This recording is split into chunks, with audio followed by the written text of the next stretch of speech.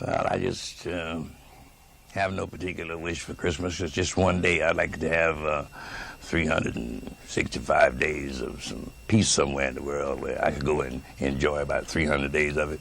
Even after all these years, fans are still searching for answers about why Red Foxx left Sanford and Son. One fan commented, "Red Foxx has never explained his abrupt exit from the show. We deserve to know what happened." Demond Wilson, who portrayed Lamont, Red's on-screen son, held back from sharing the truth for years. But now, at 77, he's finally ready to reveal the story, despite Fox's wishes. Stay with us, and let's explore what really happened behind the scenes of Sanford and Son. You might be surprised to learn the real reasons behind Red Fox's sudden departure from Sanford and Son. Demond Wilson, who starred alongside Foxx as Lamont, often reflects on how this iconic sitcom took the 1970s by storm, capturing millions of loyal viewers and securing its spot in television history. When Sanford and Son hit the Friday night lineup, it became a powerhouse, drawing in audiences who loved the quick wit and comedic chemistry of Fred Sanford and his son. As the show's popularity soared, its influence grew so powerful that it significantly impacted other major shows of the time. Sanford and Son went head-to-head with the Brady Bunch, which aired on a rival network, competing for the same coveted time slot. Over time, it became clear which show viewers preferred. Fred Sanford's comedic antics began to eclipse the wholesome charm of the Brady Bunch. By 1974, the Brady Bunch was pulled from ABC's lineup, a casualty of Sanford and Son's rapid rise.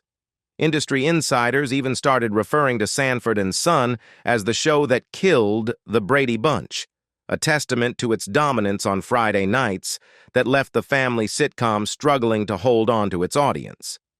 But while Sanford and Son thrived on screen, tensions were brewing behind the scenes, particularly with Red Foxx, the show's star. Fox's portrayal of Fred Sanford had become legendary. His sharp humor and impeccable timing were key to the show's success. However, as the ratings continued to climb, Foxx felt he was not being compensated fairly for the popularity he was bringing to the network.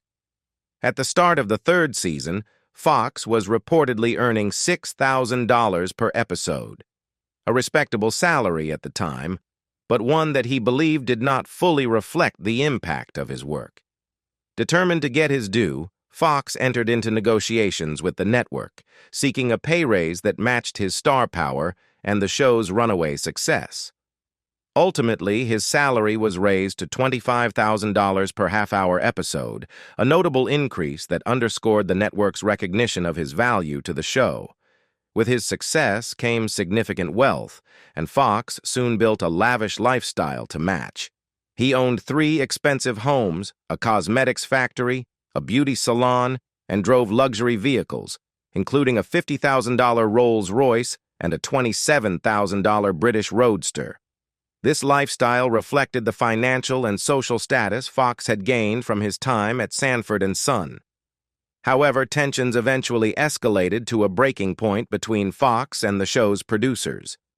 The conflict reached a head when Foxx became embroiled in a high-profile legal dispute with Tandem Productions, the company behind Sanford and Son. Foxx felt strongly that he deserved a more significant share of the show's profits and wanted greater control over his role in the series. The dispute ultimately led to Tandem Productions filing a $10 million lawsuit against Foxx, accusing him of not showing up to work at the start of a new season's taping, setting the stage for a dramatic turn in his career.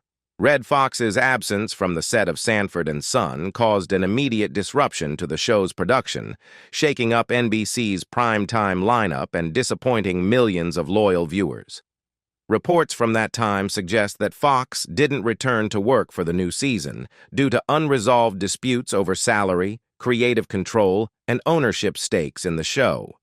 In response, Tandem Productions filed a lawsuit, claiming that Fox's absence breached his contract and led to significant financial losses from the halted production. In a surprising twist, Demond Wilson, who played Fox's on-screen son, also became embroiled in the conflict. Out of solidarity, Wilson chose not to report to work, which led to a separate lawsuit against him for failing to meet his contractual obligations. Wilson's choice to stand by Fox highlighted the strong connection they shared both on-screen and off. However, this decision placed him at the heart of a legal battle with serious financial stakes for both actors. Fox's absence from the set was not his only form of protest. He had also made a series of demands aimed at improving his work environment and securing fair compensation. One of his grievances was the cramped rehearsal space he was provided, which he claimed made it difficult for him to work comfortably. As a result, NBC eventually offered him a new rehearsal room with windows, a small concession that Fox appreciated but saw as just a fraction of what he believed he deserved. At the core of Fox's demands was his push for a substantial pay increase and a share of the show's profits. By that time, Fox's salary had already increased from $6,000 to $25,000 per episode, reflecting Sanford and Son's soaring popularity. Despite this pay raise, Fox felt that his central role in the show's success and his early belief in its potential justified not only a higher salary, but also an ownership stake. Fox was vocal about his frustrations, openly stating that he had asked for a 25% share of the show's profits. According to him, however, the network offered a much less favorable deal. "They wanted to give me 25% of the producer's share," Fox said, "and claimed I wouldn't see any profits from the show itself for another 5 years.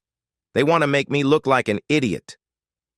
Fox was especially angered by what he saw as the network's attempt to minimize his contributions and delay his rightful earnings, despite Sanford and Son's clear success and devoted following. Fox pointed out that when the show first aired, it had an initial viewership of around 25 million black viewers, a demographic he credited with fueling its early popularity. As Sanford and Son grew beyond its core audience, it became a financial juggernaut for NBC and Tandem Productions. Fox argued that the show had generated millions in revenue, and he wanted his fair portion of the profits, especially with the network planning to sell the syndication rights. The show was set to be sold to Columbia Pictures for $11 million once it went into syndication, and Fox felt entitled to a share of the windfall. Red Foxx believed that securing 25% ownership of Sanford and Son would set him up for financial security for years. "I figured that if I had 25% of the show, I could make $1 million a year for the next 10 or 12 years, Fox explained, underlining the long-term financial advantages of claiming a stake in the show's future earnings. His demand wasn't just about the money. It was also a reflection of a shift in the entertainment industry, where more actors and creatives were pushing for greater control over the projects they helped bring to life. By the time Fox had become the star of Sanford and Son, his career spanned an impressive 38 years in show business. He had worked tirelessly as a comedian and performer, carving out a reputation for his bold humor and unique style. His journey had begun in stand-up comedy, where his boundary-pushing material gained him recognition, but despite his years of experience and pivotal role in the 2080s success of Sanford and Son, Fox felt like he was being treated as if he were just starting out in the industry, disrespected and overlooked as a seasoned entertainer. This sense of unfair treatment fueled Fox's demands for better working conditions, a higher salary, and a share of the show's profits.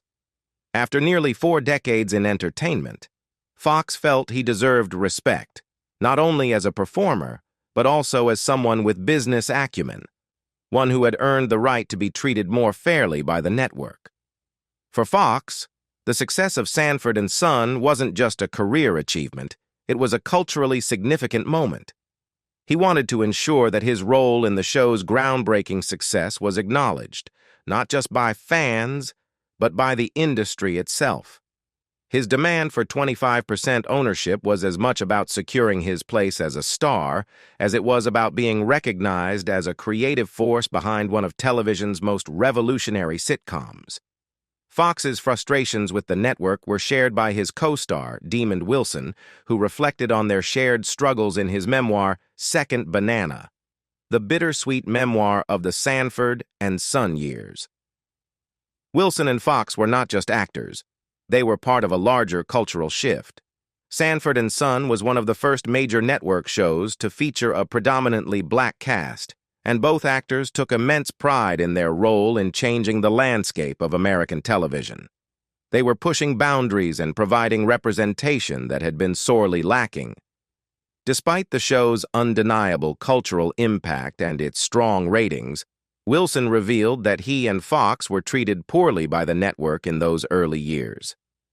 When they first joined NBC, they had no dedicated dressing rooms. Instead, they had to change in the men's restroom on days they weren't filming, a clear indication that the network didn't value them as it did its other stars. Wilson's memories illustrate the stark contrast between their groundbreaking work on screen and the disrespect they faced off-screen. He recalled that from the very first episode of Sanford and Son, both he and Foxx knew they were making television history. Yet despite their trailblazing success, Wilson said the network tried to deal with us like we were third-class field hands. The success of Sanford and Son came at a significant personal cost to Foxx. While the show brought him fame and stardom, it also placed immense pressure on him. The demands of leading a hit television series left Foxx feeling physically and mentally drained, overwhelmed by the weight of his newfound celebrity. By the end of the third season, the pressure of being the show's lead had begun to take a severe toll on Red Foxx. The grueling demands of the role, paired with the expectations that came with being the star of a hit series, left him struggling to keep up. Eventually, Foxx was written out for the rest of the season, a move he attributed to the physical and emotional exhaustion that came with carrying the weight of Sanford and Son. In an interview with People magazine, Foxx opened up about how the show affected his health. He revealed that during the height of the series' success, he had been hospitalized 4 or 5 times due to the stress and exhaustion. The demanding schedule, which left him with little time to recharge, pushed him to his limits. Unlike his days in Las Vegas, where he had the flexibility to perform 2 45-minute comedy sets and still enjoy his personal life, Foxx found that life in Hollywood was all work and no play. The intense schedule of Sanford and Son left him with little energy for anything beyond reading scripts and filming on set. He admitted that after long days of shooting, all he could do was sleep when he returned home, completely drained. The constant strain also took a heavy toll on Foxx's personal life, particularly his marriage. In Las Vegas, he had enjoyed a more balanced lifestyle with his wife, where they had time for leisure activities like going out, watching movies, or even horseback riding. However, as the demands of Sanford and Son grew, Foxx found himself dedicating almost all of his time to the show, leaving little space for his wife or family. Reflecting on the breakdown of his marriage, Foxx shared his regret. "When I went to Hollywood, I didn't have time to spend with her like I did in Vegas." His rapid rise to fame came at the expense of his relationship, ultimately leading to his divorce. The sacrifices made for his career left him feeling increasingly isolated and fatigued. While Foxx attributed his struggles to the mental and physical exhaustion caused by his work, the network saw things differently.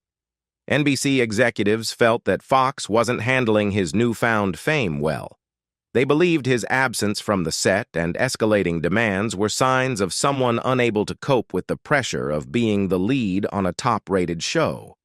To them, Foxx's behavior seemed like an inability to adapt to the responsibilities of superstardom. As the tensions between Foxx and the network grew, so did his sense of his own worth. He knew the value he brought to Sanford and Son, and often clashed with NBC over what he saw as unfair treatment and inadequate compensation. His disputes with the network became widely known, and on several occasions, they boiled over into open conflict. One of the most dramatic moments in their ongoing struggle occurred when Foxx reportedly showed up to the studio with a pearl-handled revolver. While the revolver may have been more symbolic than threatening, it was clear that Foxx had reached a breaking point. The gesture signaled that he was determined to assert his authority in the face of mounting pressure from the network. Despite these intense conflicts, Fox and NBC eventually reached an agreement that allowed Sanford and Son to continue for 3 more seasons. This truce was essential for both sides, as the show's critical and commercial success made it clear that neither Fox nor NBC could afford to let the situation escalate any further. As Sanford and Son entered its 6th season, Red Foxx was ready for a change. Despite the overwhelming success of the show, Fox had grown increasingly frustrated with NBC and the limits it had placed on his career. At the peak of his fame, he had become one of the most influential black entertainers on television, but he felt confined by the network. Fox believed that NBC had failed to offer him the same opportunities afforded to his white counterparts. His decision to leave the network wasn't simply about seeking new projects. It was the result of years of feeling overlooked and underappreciated in an industry that often saw him as a novelty rather than a serious star. Making the move to ABC marked a major turning point in Fox's career. According to the New York Times, ABC presented him with a lucrative offer, which included the opportunity to host his own variety show. This deal was more than just a financial opportunity. It was a chance for Fox to step away from Sanford and Son and explore fresh creative outlets. Some saw this move as comparable to Barbara Walters' departure from NBC to ABC, a move that had been widely regarded as a powerful talent seeking new opportunities.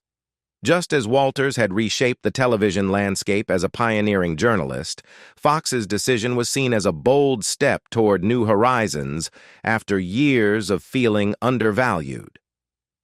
Fox's dissatisfaction with NBC was not only about money, it was about the lack of recognition and respect he felt from the industry.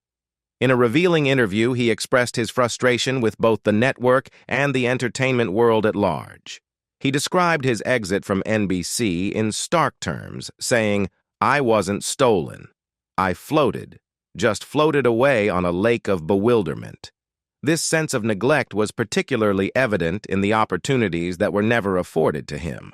Fox pointed out that, unlike many of his peers, he had never been invited to host The Tonight Show. To him, this was a clear sign of how differently he was treated. Despite being the star of one of NBC's top-rated shows for 6 consecutive years, Fox felt stifled, unable to grow as an entertainer or take on new challenges. But his frustration went beyond personal grievances. Fox also saw his lack of opportunities as part of a larger issue regarding the representation of black entertainers in Hollywood. As a role model for countless black viewers, especially the younger generation who tuned in every week to watch him on Sanford and Son, Fox felt the weight of their expectations. He believed his success could inspire others, yet he was disheartened by the lack of recognition, particularly in the form of awards. "Many black youngsters watch me every week and know I should win something," Fox said. "They're not idiots. Those kids know Sanford or Red Foxx hasn't won anything." His discontent also extended to the broader landscape of black-led television shows. Despite their popularity and cultural impact, shows like The Jeffersons, Good Times, and That's My Mama were routinely snubbed by major award shows like the Emmys.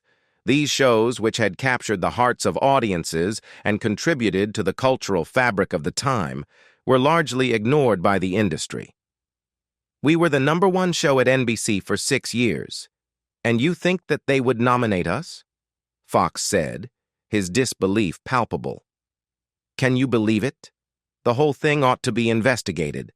Therefore, Fox's discontent was not merely a matter of personal disappointment, it was indicative of a larger, systemic issue of racism embedded within the industry.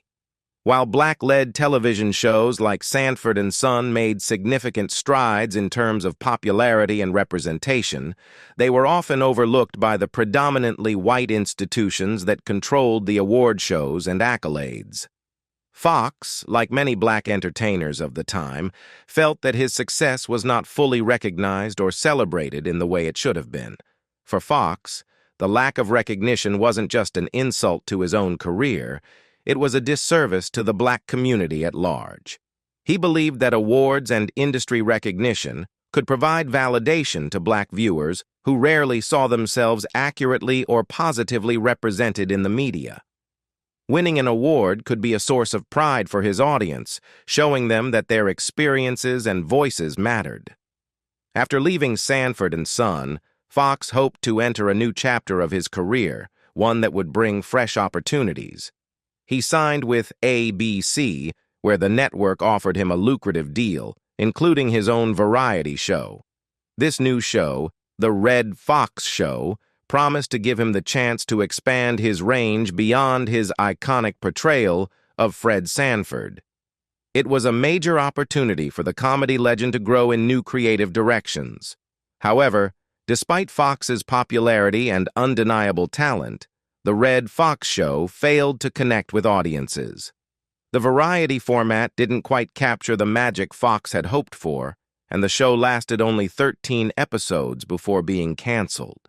It was a major disappointment for Fox, marking a setback in his career after the end of Sanford and Son. While Fox's new venture struggled, NBC was determined to keep the Sanford and Son brand alive.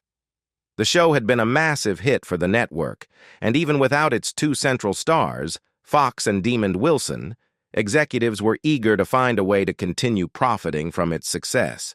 They turned to spin-offs, hoping to capture some of the original magic of the beloved show. The first of these spin-offs was Grady, which premiered in 1975. The show focused on Grady Wilson, a fan-favorite supporting character from Sanford and Son, portrayed by Whitman Mayo. Grady, known for his humorous antics and close friendship with Fred Sanford, was a major source of comic relief on the original series. NBC hoped that Grady's charm would translate into a successful new show. Set in Westwood, California, Grady followed the character as he moved in with his daughter and her family. Despite the network's confidence, the spin-off failed to capture the essence of the original series. After just 10 episodes, Grady was canceled, as it struggled to build the same connection with viewers. Undeterred, NBC continued to try to extend the Sanford and Son universe. After the original show ended in 1977, the network launched another spin-off, Sanford Arms. This series took a different approach by introducing new characters and shifting the focus away from Fred and Lamont Sanford. Instead, the story followed Phil Wheeler, played by Theodore Wilson, who moved into the Sanford house with his children and tried to turn a nearby rooming house into a successful hotel. While Sanford Arms included familiar faces like Grady, Bubba, and Aunt Esther, it lacked the central dynamic that had made Sanford and Son so beloved, the relationship between Fred and Lamont. Without Fox's iconic Fred Sanford character, the chemistry that had made the original series special was sorely missed. The show struggled with low ratings, and after just 4 episodes, it was canceled, becoming a largely forgotten chapter in the Sanford and Son franchise. The failure of Sanford Arms marked the end of NBC's attempts to revive the Sanford and Son brand without its central stars. Despite their efforts, none of the spin-offs managed to recapture the unique blend of humor, heart, and cultural relevance that had made the original show a television classic. The absence of Fox's star power left a noticeable gap, one that the network could never fill. In 1980, NBC and Red Foxx attempted a reconciliation with the return of his iconic character in a new series, Sanford. This revival was intended to recapture the magic of Sanford and Son, bringing back the beloved Fred Sanford character after a few years away. For Fox, it was a chance to return to the network and the role that had made him a household name, but his time away had left a mark, and the series struggled to regain the same cultural impact. The circumstances surrounding Red Fox's salary for his return to television with Sanford remained somewhat murky, but it was clear that he had negotiated a significant deal. His re-engagement with NBC marked a fresh start in his career, yet one notable absence from the revival was Demond Wilson, who had portrayed Lamont Sanford, Fred Sanford's son. Wilson's decision not to return to the show was rooted in unresolved tensions with Fox, which had lingered since the original Sanford and Son ended. Wilson's issues with Fox stemmed from the way Fox left the series. According to Wilson, the decision came without any prior warning, leaving him blindsided and hurt. The lack of communication between the two men when Fox abruptly exited the show in 1977 created a rift in their relationship. Wilson felt betrayed, as he had no forewarning about Fox's departure. In his memoir, he recalls the lasting effect of this, stating, "I saw Red Foxx once before he died, circa 1983. And I never saw him again." A statement that reflects the emotional distance that developed between them over the years. Their final interaction occurred in a tense, yet somewhat cordial setting at the Malibu Racquet Club, where Wilson was playing tennis. It was here that producers approached him with the suggestion of participating in a 50th anniversary special celebrating Fox's legacy. Despite the opportunity for a reunion, Wilson found Fox's demeanor less than welcoming when they met in Fox's office. This meeting, while professional, did little to heal the wounds that had been festering since Fox's sudden departure from Sanford and Son. Wilson's frustration went beyond the fact that Fox had left the show. The way in which he discovered Fox's departure only deepened his sense of betrayal. Wilson recalled that he didn't hear the news from Fox himself, but rather from a newscaster in the hallway at NBC. "I found out in the hallway at NBC from a newscaster," Wilson recalled, highlighting the shock and disappointment he felt upon learning of the end of Sanford and Son through an external source. For Wilson, this was a profound breach of trust, as he believed that, as co-stars and close colleagues, Fox should have communicated such a significant decision directly to him. Despite the deep hurt caused by Fox's lack of personal communication, Wilson made it clear that he did not harbor lasting animosity towards his former co-star. In his memoir, Wilson expressed a more balanced view of their relationship, acknowledging that while he had been hurt, he did not resent Fox for leaving the show. "I had no animosity toward Fox for quitting the show in 1977 because I had a $1 million contract at CBS to do Baby, I'm Back," Wilson explained. This new opportunity, which led to his starring role on the sitcom Baby, I'm Back, was a lucrative and significant step in his career, showcasing Wilson's resilience and ability to move on after Sanford and Son. However, Wilson's feelings were still tinged with a sense of betrayal over the lack of direct communication. "My hurt was that he didn't come to me about throwing in the towel," he said. This was the crux of Wilson's emotional turmoil. Not that Fox left, but that he did so without discussing it with him first. Over time, Wilson did find it in himself to forgive Fox, but the sting of being excluded from the decision remained. Red Fox's passing in 1991 marked the end of a remarkable yet tumultuous life. Though he had cemented his place in television history as a pioneering comedian, Fox's later years were overshadowed by financial troubles. Despite his immense contributions to the entertainment industry, his efforts to claim the earnings and recognition he felt were rightfully his often went unfulfilled. By the time of his death, reports indicated that Fox's financial situation had taken a dramatic turn, leaving him in debt, which contrasted sharply with the fame and success he had achieved earlier in his career. His financial challenges were deeply intertwined with his broader vision for Black representation and empowerment. Throughout his life, he sought not only to succeed as an individual, but to highlight the accomplishments of Black Americans, believing that their contributions to American culture deserved greater recognition. Fox's vision extended beyond his own career, hoping to build a cultural legacy that would educate and inspire future generations.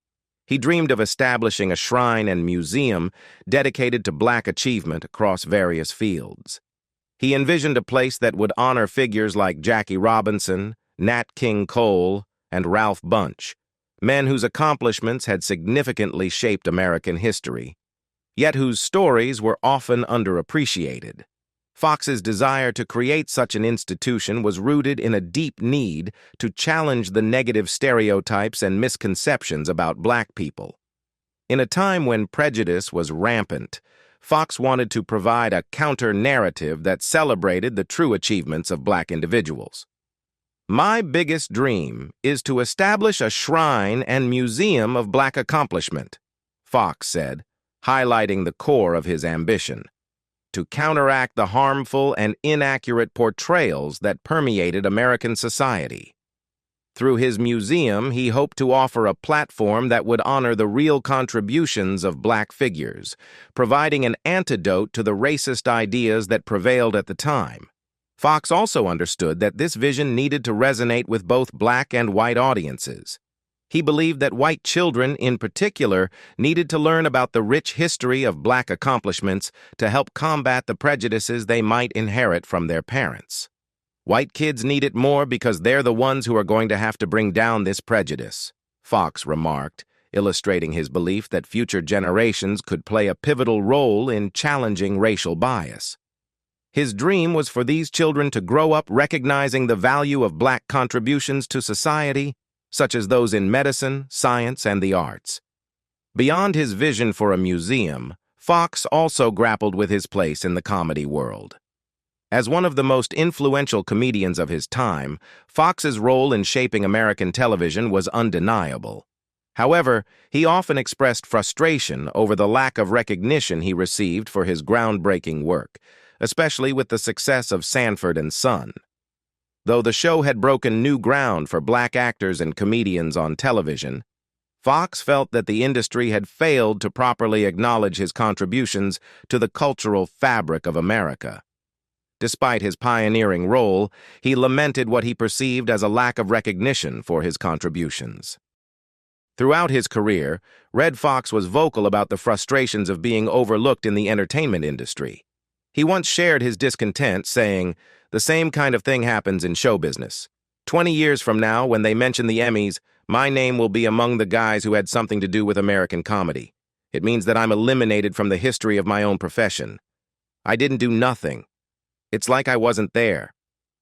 His words revealed a deep sense of erasure, as though his significant contributions were being forgotten and overshadowed by the passage of time. This feeling of being excluded from the broader narrative of American entertainment history wasn't unique to him. Many pioneering black entertainers who broke barriers in their respective fields found themselves relegated to the margins of industry recognition. Despite his groundbreaking work in television comedy, Fox's frustration was a reflection of a much larger issue: the systemic minimization and neglect of black talent in the mainstream entertainment industry. For him, this lack of acknowledgement wasn't just a personal grievance, but a glaring example of how black artists had to fight not only for opportunity but for their rightful place in history. What do you think about why Red Foxx decided to leave Sanford and Son? Drop your comments below and let us know. We hope you found this video informative. If you enjoyed it, give it a like and subscribe to our channel for more great content. Thanks for watching, and we'll see you in the next video.